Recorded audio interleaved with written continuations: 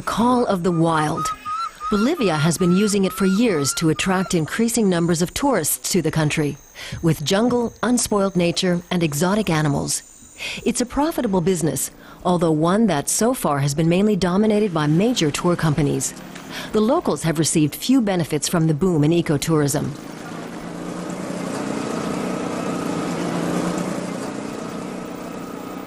Bolivia is the poorest country in South America, with nearly half the population living under the poverty line. Per capita income is the equivalent of just 650 euros a year. The culture of the indigenous population is threatened with extinction because anyone who can leaves the Amazon region to seek a better life.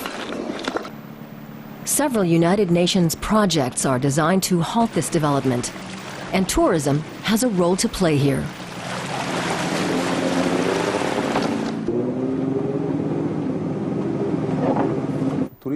Tourism can be an economic solution and also reflect the cultures of the indigenous population in various ways.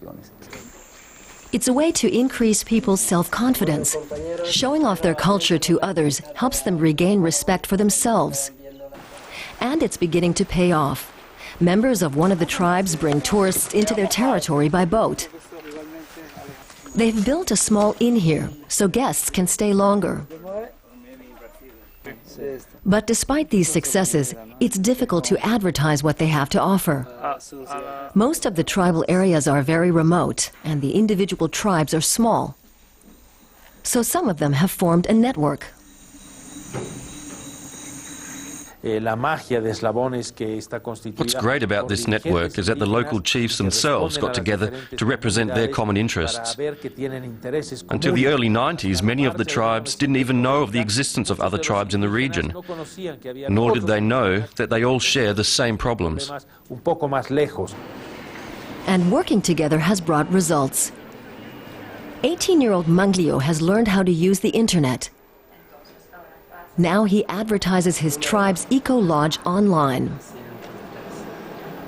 I can send the tourists all the information via the internet. This way we can answer all the visitors' questions and interest them in our place. Thanks to the internet, the indigenous population does not have to work with the major tour operators to promote their offers. The project has brought urgently needed funds to the region.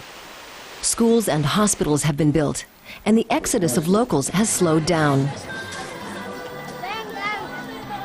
Manglio says he's learned a lot through contact with tourists from all over the world, most especially to respect his own culture, and he plans to stay in his village.